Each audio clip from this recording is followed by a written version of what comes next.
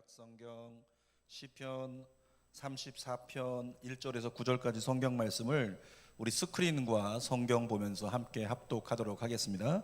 내가 여호와를 항상 송축하며 내 입술로 항상 주를 찬양하리이다. 내 영혼이 여호와를 자랑하리니 곤고한 자들이 이를 듣고 기뻐하리로다. 나와 함께 여호와를 광대하시다 하며 함께 그의 이름을 높이세. 내가 여호와께 간구하매 내게 응답하시고 내 모든 두려움에서 나를 건지셨도다. 그들이 주를 앙망하고 광채를 내었으니 그들의 얼굴은 부끄럽지 아니하리로다. 이 곤고한 자가 부르짖음에 여호와께서 들으시고 그의 모든 환난에서 구원하셨도다. 여호와의 천사가 주를 경외하는 자를 둘러 진치고 그들을 건지시는도다. 너희는 여호와의 선하심을 맛보아할지어다. 그에게 피하는 자는 복이 있도다. 너희 성도들아 여호와를 경외하라. 그를 경외하는 자에게는 부족함이 없도다. 아멘. 오늘은 시편 34편 1절에서 9절까지 말씀을 가지고 이때가 그리스도인으로 살 때, 따라할까요? 이때가 그리스도인으로 살 때, 다시 한번 이때가 그리스도인으로 살 때, 이런 제목으로 말씀을 나눕니다. 여러분, 시편 34편의 저자는 다윗입니다. 다윗은 겪지 않아도 될 어려움을 굉장히 많이 겪었던 사람이에요. 사울 왕에게 충성을 다했습니다. 충성을 다하니까 어려움을 겪지 말아야 되는데 거꾸로 모함을 당해서 어려움을 겪은 사람 다윗입니다.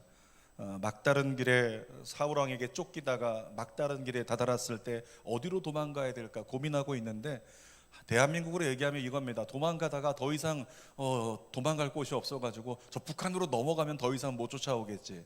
그래서 북한으로 넘어가는 것처럼 다윗이 도망가다가 막다른 길에 이르자 블레셋으로 넘어가 버렸어요. 블레셋 어딘지 아시죠? 골리앗의 나라. 다윗을 늘 바라보면서 저 다윗만 없으면 우리가 이스라엘을 삼키는 건데, 적국이란 말이에요. 근데 블레셋에 들어가서 숨어 있다가 다윗이 적들에게 발각됩니다.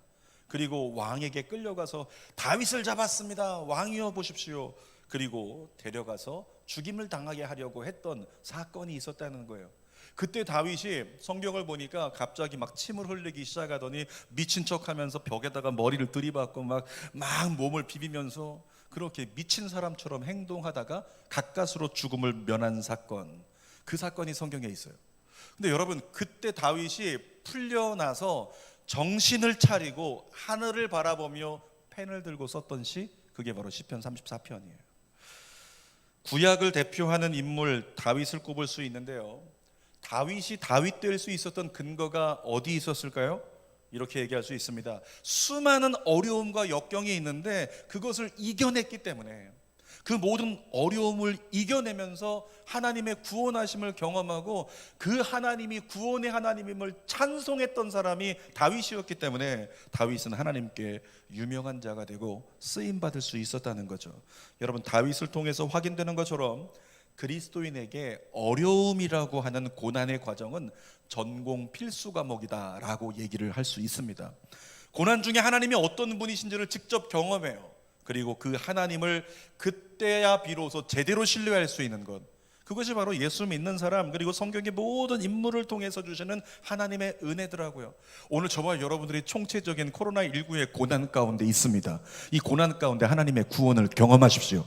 그 구원의 하나님을 경험하고 그 하나님을 제대로 신뢰할 수 있을 때 우리 입술에서는 제대로 된 찬송이 터져나올 것이며, 그 찬송이 세상을 바꿔놓을 수 있는 은혜의 시작이 될 수 있다는 거죠. 오늘 세 가지를 함께 나누겠습니다. 하나님이 세 가지 메시지를 우리에게 주세요. 첫 번째는 이것입니다. 함께 읽읍시다. 어려움 가운데 있을 때 당황치 말라. 뭐라고요? 어려움 가운데 있을 때 당황치 말라. 이 휴가철을 맞아가지고 많은 사람이 휴가를 떠나요. 근데 보니까 이제 오늘도 한 성도가 휴가 떠나면서 목사님이 예배 동참하지 못해 죄송합니다. 차에서 온라인으로 예배 드릴게요. 그렇게 말씀하시고 어디로 갔냐면 동해로 갔어요.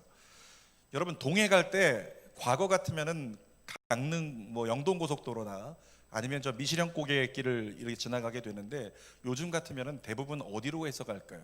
양양 고속도로를 이용하거든요. 왜? 1시간 이상 빠르니까. 양양 고속도로를 가보신 분들은 아시겠지만 그 길은 굉장히 빨라서 편한데, 그런데 저는 개인적으로 그 길을 조금 불편해요. 이유가 뭐냐면 터널이 너무 많다. 터널 중에 긴 터널은 정말 5분, 7분 달려가도 끝이 안 나와요. 그러니까 거기서 졸까봐 그냥 갑자기 불이 반짝반짝거리고 갑자기 사이렌이 울리고, 어떤 사람은 처음 그걸 경험하면서 중보기도를 했대죠. 막 대적기도, 귀신은 떠나가라. 강원도 귀신 다 나왔나 보다. 근데 그 터널을 지나면은 너무 지루하니까 이 터널 언제 끝나나. 예전에 그랬던 적이 있어요. 그 터널 아이 데리고 지나가는데 뒤에 있던 저희 딸이 아빠 언제 끝나? 터널 언제 끝나는 거야? 그렇게 아이가 생각해도 지겹도록 지나는 터널. 여러분, 살다 보면 그런 터널 같은 어려움을 만날 때가 있어요. 분명히 지금 지나고 있는데 이때쯤이면 끝나야 되는데, 이만큼이면 끝나야 되는데 이 터널이 끝나질 않아요. 이 어려움이 끝나지 않는다. 이 고난이 끝나지 않는다. 그런 걸 경험할 때가 있다는 거죠. 그와 같은 순간이 다가올 때요, 당황하지 마십시오. 그 터널이 하나님의 허락하심을 받고 우리 앞에 놓인 겁니다. 다시 말하면 우리 앞에 다가오는 고난이라고 하는 모든 것은요, 그 고난이 나를 죽이기 위한 고난이든 나를 힘들게 하는 고난이든 상관없이 그것이 하나님의 허락하심이 없으면 우리에게 다가오지 않았다는 거예요. 이걸 다시 말하면 하나님의 허락하심 가운데 고난이 다가왔다면 저는 믿습니다. 그 고난 하나님이 반드시 해결해 주십니다.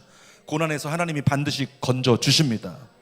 그래서 고난이라고 하는 것은 분명히 우리를 힘들게 하지만 그 고난이기 때문에 거기서 하나님의 건지심을 경험하게 되니까 결국에는 그리스도인에게 고난은 믿음의 성장을 이루는 디딤돌이 된다는 거죠. 어릴 적에 동네 어귀에 있는 개울이 있었어요. 친구하고 같이 어렸을 때 초등학교 2학년 3학년 때 취미로 늘 가서 했던 게 뭐냐면 작살 비슷한 거 갖고 들어가서 수경을 써요. 물속에 들어가서 붕어 잡는 거예요.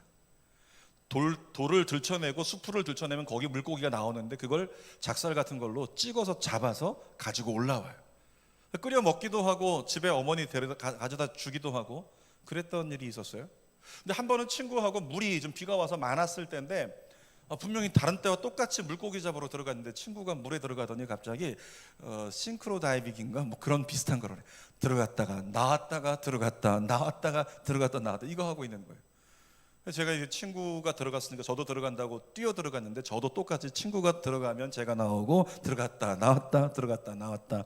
그런 경험하신 분 계십니까? 장마철에 물이 불어가지고 그 물길을 막아놓는 어떤 가늠대가 있었는데 거기에서 물이 돌기 시작하는 거예요. 바닥이 패이면서. 그러니까 한 곳만 물이 깊게 패여가지고 거기서 물이 돌기 시작하는데 초등학교 2, 3학년짜리 아이들이 힘이 어디 있겠어요. 거기에 휩쓸려가지고 물속에 들어갔다 나왔다 그러면서 계속 물을 먹는 거예요. 그대로 내버려뒀으면 거기서 죽었을 거예요. 주는 교회는 세워지지 않았겠죠. 근데 때마침 그곳을 지나가던 아저씨가 계셨고요. 그 아저씨가 저희를 발견하고는 저희를 건져주셔서 죽음을 면할 수 있었어요. 저는 그때부터요 물에 대한 트라우마가 생겨서 지금도 물가에 가면 괜히 걱정돼요. 혹시 빠지면 어떡하지? 바닷길을 걸어가도 혹시 바닷길 걸어가다 중간에 빠지는 곳 있으면 어떻게 해야지?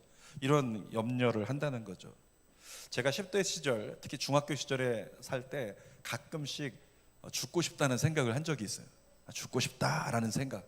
여러분 그런데 그럴 때마다 가끔씩이지만 저도 모르게 죽고 싶다 죽어버릴까? 이럴 때 그 아저씨 생각이 나요. 소용돌이에서 우리를 건져주셨던 그 아저씨. 그 아저씨가 저희 두 사람을 갖다 꺼내놓고 물 바깥에 나와서 이렇게 누워서 그냥 컥컥거리고 있는 저희에게 뭐라고 하셨냐면 이 녀석들아 죽지 말고 잘 살아. 뭐라고요?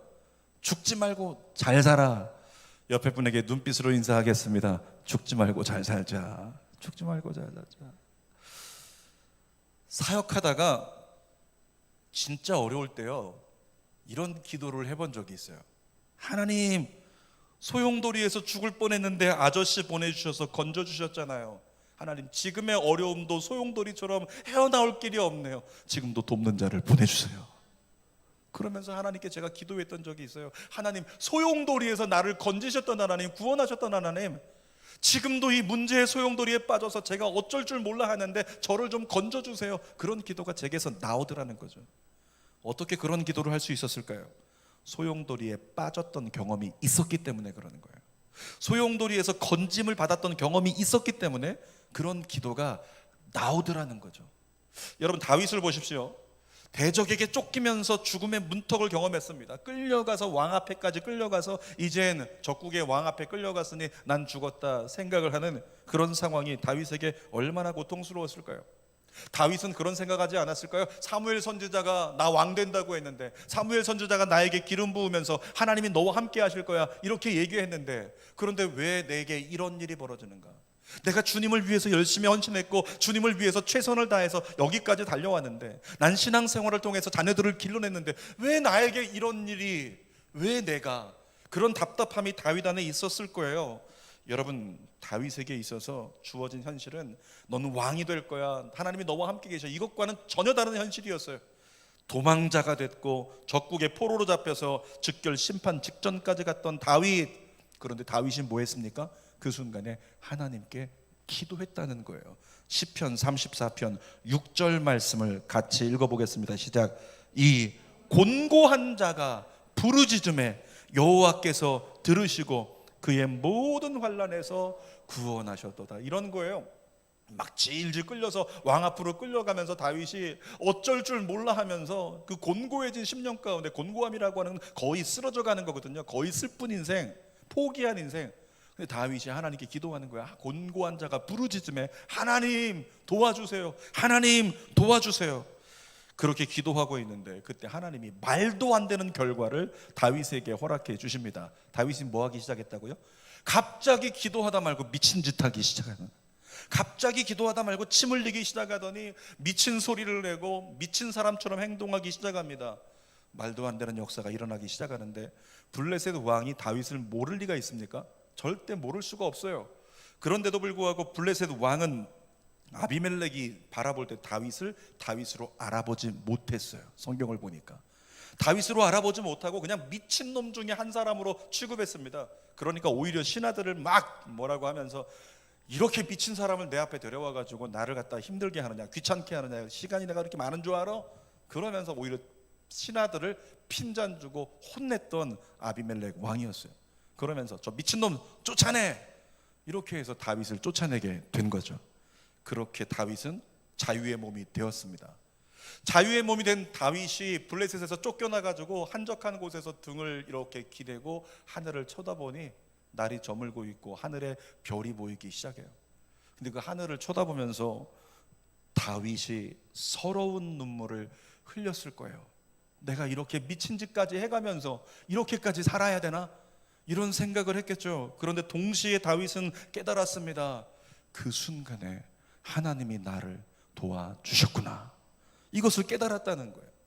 눈에 보이지 않지만 다윗은 깨달았어요. 그 순간에 나 혼자 끌려갔는 줄 알았는데, 그 순간에 나 혼자 어려움 가운데 있는 줄 알았는데 하나님이 천사들을 보내서 나를 두르고 계셨구나, 이걸 깨달았다는 거예요. 그래서 노래하잖아요. 오늘 시편 34편 7절 8절 같이 읽어보겠습니다. 여호와의 천사가 주를 경외하는 자를 둘러 진치고 그들을 건지시는도다. 너희는 여호와의 선하심을 맛보아할지어다. 그에게 피하는 자는 복이 있도다. 천사들이 둘러서 다윗을 구원하기 위해 함께 역사했다는 거죠. 사랑하는 여러분, 여러분이 어떤 어려움 가운데 있을지라도 하나님은 여러분을 반드시 지켜주시고 구원해 주십니다. 따라합시다. 하나님은 반드시 지켜주시고 구원하신다. 아멘. 여러분, 그런데 하나님의 구원하심을 맛보아 알려면 전제되어야 할 게 있다는 거예요. 무엇일까요? 우리가 아무 문제가 없으면 구원이 필요가 없어요. 우리가 어디에 빠진 적이 없으면 구원이 필요 없습니다. 그런데 하나님의 건지심을 경험하려면, 하나님의 구원을 경험하려면 우리가 웅덩이에 빠지는 경험이 전제되어야 한다는 거죠. 그래서 시편 23편을 보면 다윗이 이렇게 고백합니다. 시편 23편 4절이요. 시작. 내가 사망의 음침한 골짜기로 다닐지라도 해를 두려워하지 않을 것은 주께서 나와 함께 하심이라. 주의 지팡이와 막대기가 나를 안위하시나이다. 다윗이 고백합니다. 내가 사망의 음침한 골짜기로 다닐지라도, 사망의 음침한 골짜기 어딘지 아시죠? 두 글자로 하면 광야. 광야 같은 곳입니다. 극한의 어려움입니다. 그런데 다윗이 뭐라고 고백하냐면 주의 지팡이와 막대기가 나를 지키십니다. 여러분, 이렇게 고백할 수 있는 고백이 어디서 나왔을까요? 어떤 근거로? 사망의 음침한 골짜기로 떨어져 봤기 때문에, 거기서 하나님이 지팡이와 막대기로 날 건지시는 경험이 있었기 때문에 그 고백이 나올 수 있었다는 거죠. 자, 시편 116편 3절과 6절 같이 읽어보겠습니다. 사망의 줄이 나를 두르고 수월의 고통이 내게 이름으로 내가 환난과 슬픔을 만났을 때에 여호와께서 나를 구원하셨도다. 언제 하나님이 구원하셨다고요? 무엇을 만났을 때? 환난과 슬픔을 만났을 때. 사랑하는 여러분, 우리가 환난과 슬픔을 만날 수 있지만 그때 하나님의 구원을 경험하는 기회가 될 줄 믿습니다. 그러니까 우리 인생 가운데 다가오는 어려움들이 있어요. 고난이 있단 말이죠. 그런 것들이 우리를 힘들게 할 수 있어요. 그런데 하나님의 구원을 경험할 수 있는 기회가 되기도 한다. 이 사실에 우리의 소망을 두어야 한다는 것입니다. 어려움 가운데 있을 때 당황하지 마십시오. 그때가 그리스도인으로 살 때입니다. 그때가 구원의 하나님을 경험할 때입니다. 자, 두 번째로 우리 하나님 말씀하십니다. 날마다 여호와께 구원을 간구하래요. 여러분, 하나님의 속성 중에 우리에게 가장 필요한 하나님이 어떤 하나님이시냐면 구원의 하나님이세요. 따라합시다. 구원의 하나님. 구원의 하나님. 조금 아까도 얘기했지만 구원의 하나님 누구에게 필요해요? 정상적인 사람, 건강한 사람, 문제없는 사람, 그런 사람에게 구원이 필요합니까? 그렇지 않습니다. 구원의 하나님이 필요한 사람은 소용돌이 치는 웅덩이에 빠져서 나오지 못하는 사람, 그에게 구원이 필요한 거예요. 오늘날 우리에게 주어진 현실을 보세요. 코로나19 때문에 우리에게 주어진 오늘 현실을 보시라고요. 코로나19로 말미암아 우리 모두가 다 큰 어려움과 큰 웅덩이에 빠진 자와 같잖아요. 정치를 봐도 경제를 봐도 앞날에 희망이 보입니까? 보이지 않습니다. 이 코로나19로 말미암아 사회 전반의 모든 것이 먹구름이 드리운 것처럼 깜깜해졌습니다. 그야말로 내일을 보장할 수 없는 시대를 우리가 살아가고 있습니다. 그러니까 오늘 우리에게 주어진 현실이라고 하는 것은 소용돌이 치는 곳에 빠진 자와 같다라고 얘기할 수 있다는 거죠. 그런데 이때 그리스도인된 저와 여러분들은 이렇게 외쳐야 될 줄 믿습니다. 구원의 하나님을 믿는다면 이렇게 외쳐야 된다는 거죠. 따라합시다. 이때가 하나님의 때. 이때가 하나님의 때. 다시 한번, 이때가 그리스도인의 때. 아멘입니까? 저는 믿습니다. 나라 안팎으로 총체적인 어려움 가운데 있지만 이때가 하나님의 때라고 믿습니다. 그래서 교회가 이때 깨어나야 되고 교회가 이때 엎드려 기도해야 될 때라고 믿습니다. 자, 시편 34편 4절 말씀 읽어볼게요. 시작. 내가 여호와께 간구하매 내게 응답하시고 내 모든 두려움에서 나를 건지셨도다. 우리 모두는 수학을 공부했어요. 또한 과학을 공부했습니다. 그 가운데 나오는 법칙들 우리 알고 있습니다. A 하면 B 한다 라고 하는 법칙을 가지고 공부해서 그대로만 하면 결과치를 얻을 수 있다라고 배웠죠. 성경은 얘기합니다. 아주 단순하게 얘기합니다. 응답받고 싶은가? 그러면 뭐하라? 간구하라. 너희가 응답을 원한다면 간구하라. 간구하는 자에게 응답하신다 말씀하시는 거죠. 자, 시편 116편 8절도 읽어보겠습니다. 시작. 주께서 내 영혼을 사망에서 내 눈물에서 내 발을 넘어짐에서 건지셨도다. 하나님은 우리를 눈물 가운데서, 우리를 걸려 넘어질 수 있는 환경 가운데서 건져 주신다고 약속해 주십니다. 사랑하는 여러분, 하나님이 여러분 지켜주실 거예요. 어떤 웅덩이에 빠졌을지라도 거기서 하나님이 여러분을 건져주실 겁니다. 우리가 해야 될 게 뭐라고요? 하나님께 손들고 하나님께 간구해야 된다고요. 하나님, 우리를 건져주시옵소서. 그리스도인은 어려움을 만났을 때 기도의 자리에서 승부를 시작해야 되는 사람입니다. 자, 본문 6절 말씀도 같이 한번 읽어봅시다. 시작. 이 곤고한 자가 부르짖음에 여호와께서 들으시고 그의 모든 환난에서 구원하셨도다. 자, 이 말씀 띄어놔 주시고, 여러분, 이 말씀은 다윗의 고백이에요. 이 곤고한 자가 부르짖음에 여호와께서 들으시고 나를 구원하셨도다. 근데 이 말씀을 거꾸로 볼게요. 거꾸로 보면 하나님의 의도가 나오고 하나님의 마음이 나와요. 우리 하나님이 말씀하시는 것입니다. 하나님께서 사랑하는 내 아들 딸들아, 환난 가운데 있는 너희를 구원하기를 원하노라. 그러므로 내게 부르짖어라. 하나님은 우리에게 말씀하신다는 거죠. 나는 너에게 구원을 주기로, 나는 너를 건지기로 이미 준비가 끝났다. 내가 너를 건지기를 원해. 그러므로 당장 내게 기도하라. 하나님의 마음이라고 하는 것입니다. 코로나19로 말미암아 매일매일을 곤고함 가운데 살아가는 저와 여러분들에게 하나님 말씀하십니다. 이때가 그리스도인으로 살 때다. 당장 기도해라. 내가 응답하리라. 여러분의 삶에 경험되길 축복합니다. 자, 8절 말씀도 같이 읽어보겠습니다. 너희는 여호와의 선하심을 맛보아 알지어다. 그에게 피하는 자는 복이 있도다. 여러분, 다윗은 미친 척하면서 침 흘리면서 그렇게 해서 자기 목숨을 건진 사람이에요. 어쩌면 수치스러웠을지도 몰라요. 그럼에도 불구하고 블레셋으로부터 건진받을 때 다윗이 깨달은 것이 있습니다. 내가 비록 끌려갔고 내가 비록 미친 사람처럼 그렇게 행동하면서 수치와 모멸을 경험할 때도, 그때도 하나님은 여전히 선하셨다. 아멘. 하나님은 여전히 선하신 분이시다. 그래서 다윗이 외치는 겁니다. 여러분들도 그 선하신 하나님을 맛보아 아십시오. 어떤 상황에도 하나님을 부르십시오. 그 하나님은 당신이 어떤 상황 가운데 있을지라도 여전히 선하십니다. 주님 우리에게 말씀하신다는 거죠. 이 코로나19로 말미암아 경제적으로 어려워졌고 신앙적으로 어려워졌고 모든 것이 막혔지만 그럼에도 불구하고 하나님은 여전히 선하십니다. 그 진리를 믿고 이 때를 그리스도인의 때로 여기고 살기 위해서 하나님은 여전히 선하신 분이라고 믿고 주님께 날마다 간구하는 우리 모두가 되기를 원합니다. 자, 세 번째로 하나님 말씀하십니다. 그리스도인의 본분을 찾으라고 말씀하세요. 여러분, 큰 위기를 벗어난 다윗입니다. 이 다윗이 정신을 차리고 그 다음 한 게 뭘까요? 시편 34편을 썼다고요. 시편 34편이 뭔데요? 시예요. 노래입니다. 찬송입니다.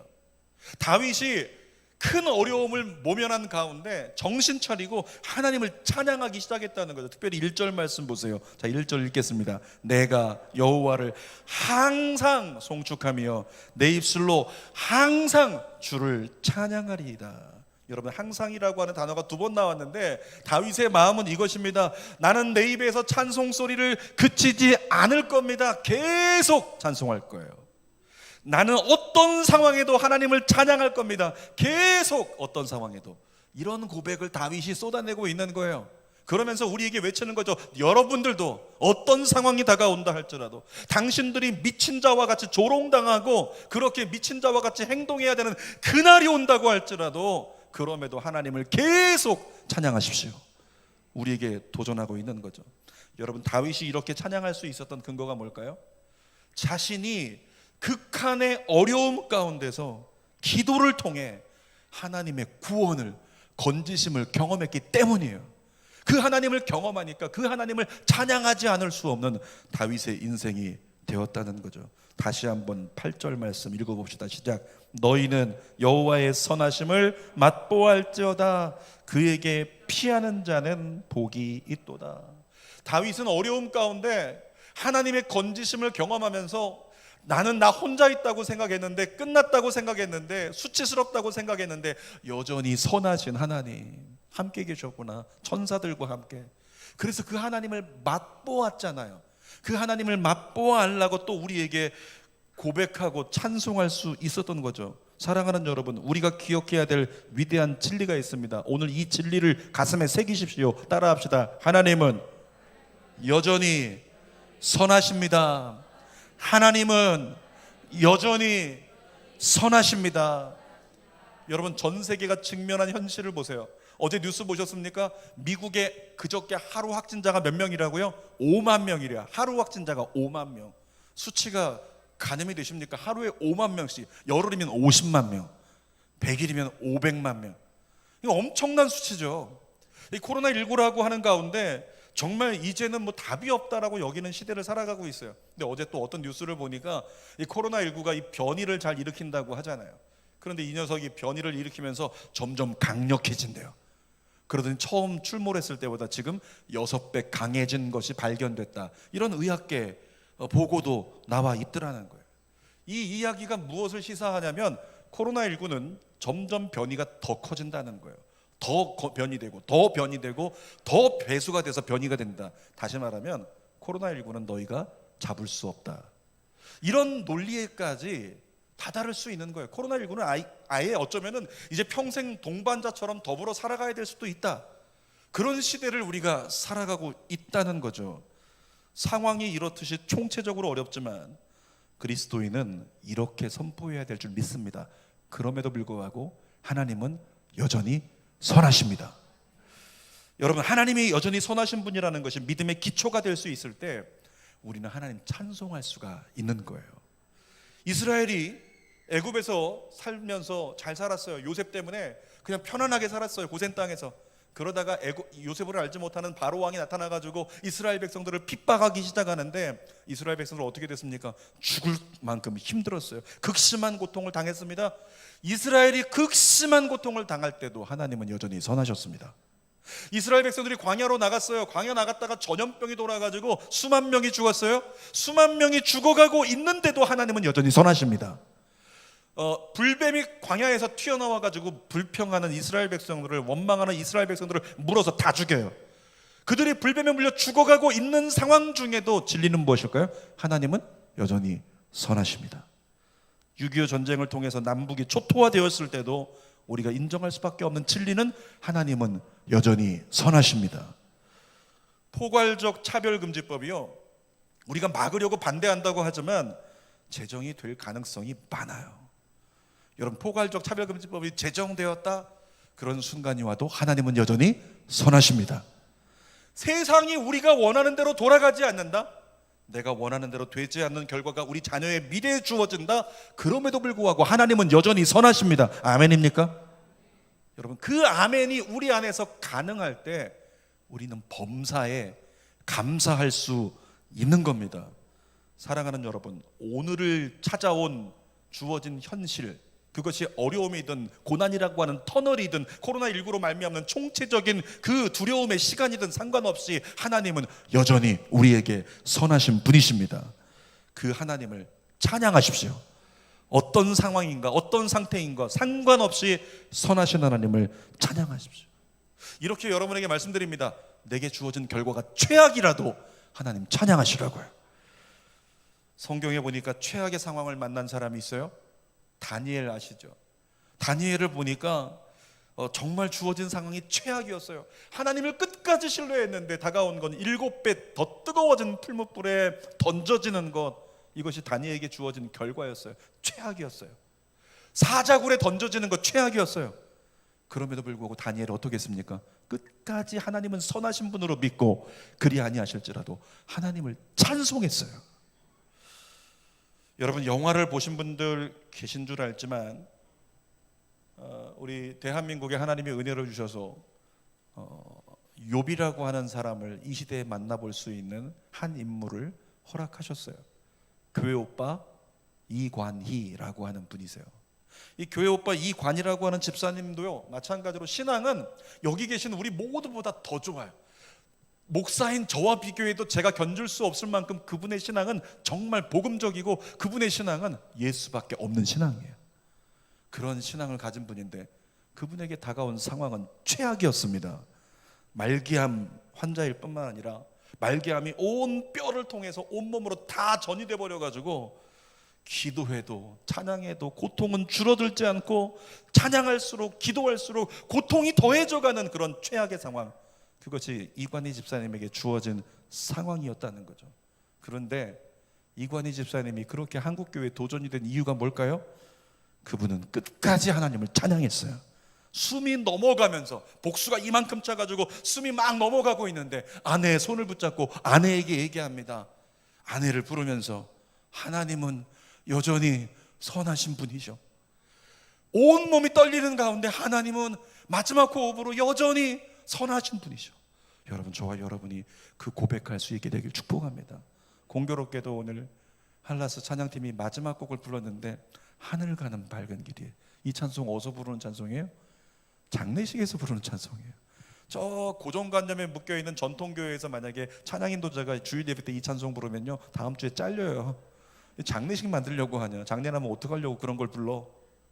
그런데 사실은 그게 아니죠. 우리는 날마다 하늘 가는 밝은 길을 바라보고 살아가는 믿음의 사람이 돼야죠. 우리에게 주어진 상황이 최악이라고 하는, 나 오래 살았으면 좋겠고 나 잘 살았으면 좋겠는데 우리 모두가 그러냐고요? 그렇지 않을 수 있다는 거죠. 우리의 사업이 무너지고 우리의 환경이 무너지고 우리의 조건이 무너지고 코로나19 가운데 우리에게 직접적인 어려움이 다가올 수도 있다는 거죠. 그런 최악의 상황이 와도 뭐라고요? 하나님은 여전히 선하시다고요. 여러분, 그 하나님을 믿음으로 바라보고 찬송하는 여러분 되시기를 주님의 이름으로 축복합니다.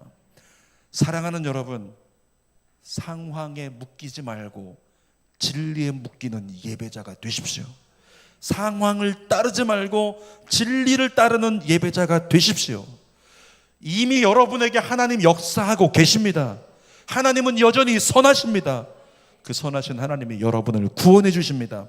그러므로 눈을 돌려 주님을 바라보세요. 총체적인 어려움으로 가득한 이때 주님은 말씀하십니다. 이때가 진짜 네가 기도하며 하나님은 선하신 분이라고 찬송하며 그리스도인으로 살 때다. 주님 우리에게 말씀하세요. 기도하겠습니다. 살아계신 아버지 하나님, 총체적인 어려움으로 온 교회가 긴장하고 모든 가정이 긴장한 매일을 살아갑니다. 살아계신 아버지 하나님, 그런데 하나님은 말씀하십니다. 이때가 네가 그리스도인으로 살 때다.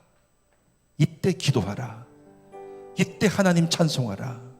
어떤 상황이 와도 끝까지 하나님 바라보라. 도전하시는 하나님의 음성을 듣습니다. 살아계신 하나님, 모든 믿는 자가 이 어려움에 직면한 때에 하나님을 바라보고 그 하나님의 구원하심을, 그래서 하나님의 선하심을 맛보아 알고 마음껏 찬양하는 내일을 살아갈 수 있도록 오늘 그리스도인으로 살게 하여 주시옵소서.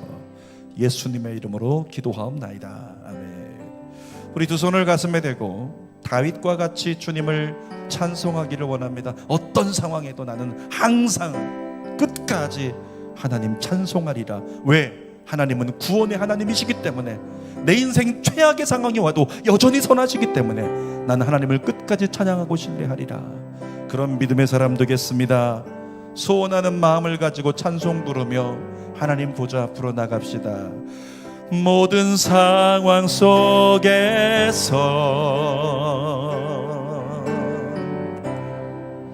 주를 찬양할지라.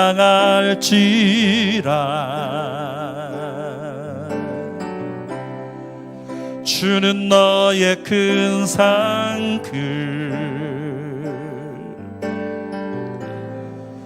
큰 도움이시라.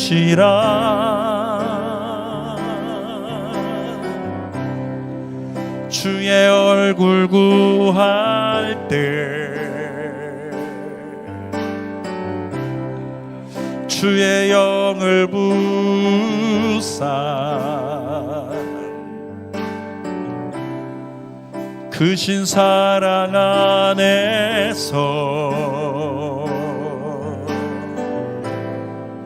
주를 보게 하소서. 내 영혼이 확정되어 싸우니 믿음에 눈들어 주를 바라봅니다. 내 영혼이 확정되어 싸우니 믿음에 눈들어 주를 바라봅니다. 여러분, 한 가지 말씀을 드리고 한 번 더 기도했으면 좋겠는데, 후배 목사님이 교회를 세우겠다고 저를 찾아오셨습니다. 그리고 주는 교회처럼 부흥하는 교회가 되기를 위해서 저에게 여러 가지 조언을 듣고 돌아갔어요. 꿈을 꿨습니다. 소망했습니다. 그리고 교회를 세웠습니다. 동시에 코로나가 터졌어요. 그러니까 교회를 세웠지만 예배를 못 드려요. 개척했는데 예배를 못 드려요. 그러니까 그냥 온라인으로만 예배 드리면서 혼자 예배 드리는 거예요. 혼자 기타 치고 찬송하고, 혼자 말씀 전하고, 사모님 혼자 특송하고, 그렇게 혼자 예배를 드리는 거예요. 3개월쯤 지나가는데 너무 힘이 듭니다. 너무 답답합니다. 목사님 너무 힘들어요. 기도해 주세요. 근데 최근에 그분의 소식을 들었는데요, 너무 행복하대요. 어떻게 된 일이에요? 성도가 왔어요? 아무도 못 와요. 온라인 예배만 드리고 있어요. 근데 어떻게 행복해질 수 있었을까요?